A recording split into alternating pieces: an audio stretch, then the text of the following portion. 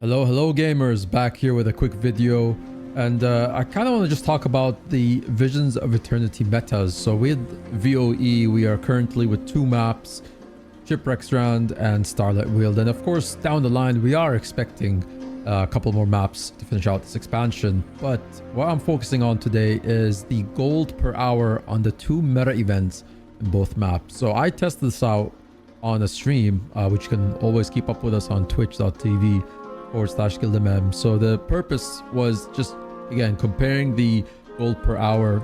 So I loaded up the DRF add-on, which you can download and install into your Blish HUD, and you're able to actually track your sort of gold per hour from Blish HUD's farming tracker module. And I'll definitely have a video that talks a bit more on the DRF and how you can actually add on your API and everything to it, where you can track it. So you'll see a bit of it come up in this video. So starting with the second map, and just to say, I actually kind of enjoy the meta of the second map. I do find it very engaging. There's a lot of moving parts. So you basically start with the 3 towers. You basically split the squad to go defeat the 3 towers. You have to take them down at the same time, and then you basically converge in the middle. Now the boss actually spawns here, and this is where the actual meta fight of the map starts. You will defeat this boss. You have to do a few phases. There's a phase with bunnies where you have to basically, if you're converted into a bunny, you have to get some orbs. There's some invisible enemies that you have to defeat every now and then. And then even at one point in the meta, you go back down to the towers to defeat 3 golem bosses again at the same time. And then you go back up to the boss. And then pretty much that's the gist of the meta. But again, I do enjoy when metas have coordination. This is something Guild Wars 2 does very well. When they keep metas like this that allow team effort kind of atmosphere. So once you defeat the boss, this is sort of the equipment and items that you will get from Secrets of the Weald. So you will get 1 magnificent chest, that's once per account per day, and you'll get a Castora's Hero's Choice chest, which is guaranteed, Castora catch, and a chance of an Extremis token, which gives you the coat, which then you have to exchange with any of the vendors listed. And basically with the magnificent chest, you get 48 copper, 11 dragonite ore, a piece of rare unidentified gear, and you'll get an opal and beryl crystal. Now the Castora's Hero's Choice chest, you will get any of the following. You have to select one, so you don't get all 3. You'll get a chromatic sap, 25 raw enchanting stones. Now you need these for your Visions of Eternity legendaries that you might craft. And if you're looking to craft the staff and the spear, which are contained in the etheric anchor, we do have a guide for that. You can check that out below. And you also could select a chromatic resin box. Now this exotic container goes for a few silver on the trading post, so it can definitely get you the most out of what you get in the container, but it also depends on your goals. Or if you unlock it, you basically have a chance at getting a chromatic weapon piece as well, which those you cannot sell. It's just the container that's sold. Now the Castora catch, you will get any of the following components. So the common drops are all 3 pieces of unidentified gear. That's the blue, the green, the rare. You get 5 dragonite ore. Another uncommon one is the chromatic resin box. And for the rare, you get a glowing sprout, which is about a gold, almost 2 gold actually at the time of this video, a gold 85, and a deactivated chrysalis back piece. Now this back piece you can also purchase from vendors, but quite pricey. So if you do get it from the meta, it's quite nice to just have it as a drop. And then also you might get a super rare chromatic bubble 1. Now this is the new infusion that's come out with this expansion, and the infusion at the time of this recording, it's a container.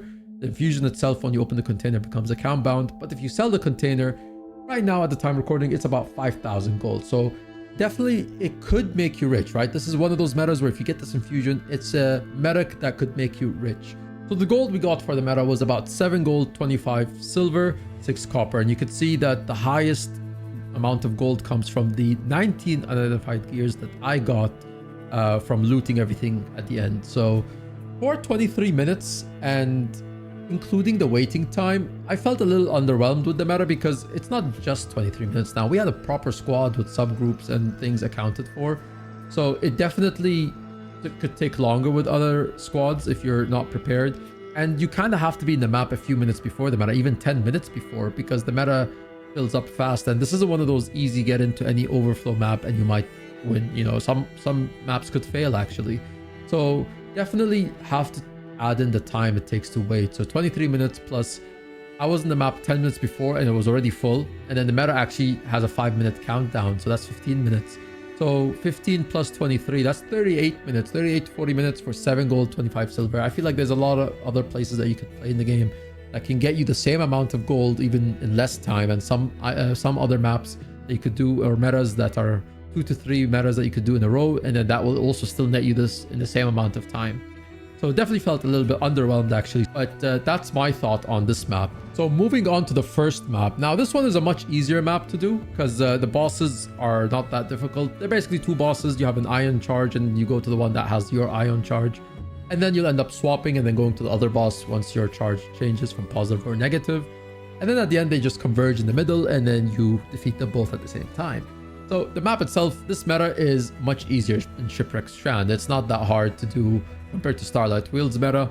And I could see this as a map that you can just get in, honestly, at an overflow and you'll still be able to defeat these bosses because it doesn't require that much coordination. It's definitely much easier. And it took us about 7.5 minutes, so it's not really that long of a meta itself, 7.5 minutes. We clocked in with 1 gold, 42 silver, 61 copper. So again, the value itself is maybe not as significant as the second map, but I felt more appreciated in terms of the time it takes to finish this map because it's a quick one and it felt like an Octavine map, really, sort of. Now, the things that you get from this meta, the Hammerheart Rumble, you'll get a magnificent chest similar to the second map, once per account per day, another Castora's Hero's Choice chest, and on bonus in this map, you'll get 4 pieces of rare unidentified gear, 1 drip of liquid karma, a chromatic resin box, 1 chromatic sap, a Shipwreck Strand renowned token, a Hammerheart recovered hoard, and a chance of a Restless Captain token, which is a coat, which again you exchange with these vendors and then you basically get it.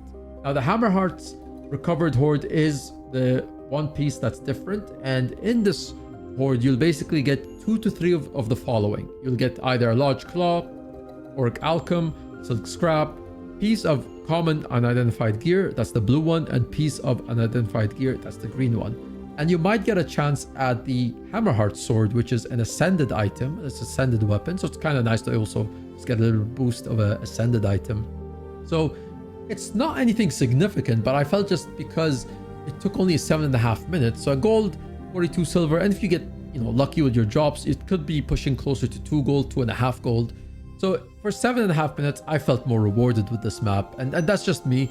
I like the second map, don't get me wrong, and I do feel like, even in the second map, if you do get lucky with the infusion, that's a lot of money, right? 5,000 gold or whatever amount of thousands of gold it will be at any given point in time. It could be an instant rich kind of meta, but it's a very low chance of getting that. And then even if you do get lucky with the drops in the second map, your 7.5 could be maybe 8 to 9.5 gold. So you could say maybe, you know what, it's still worth it, for your time.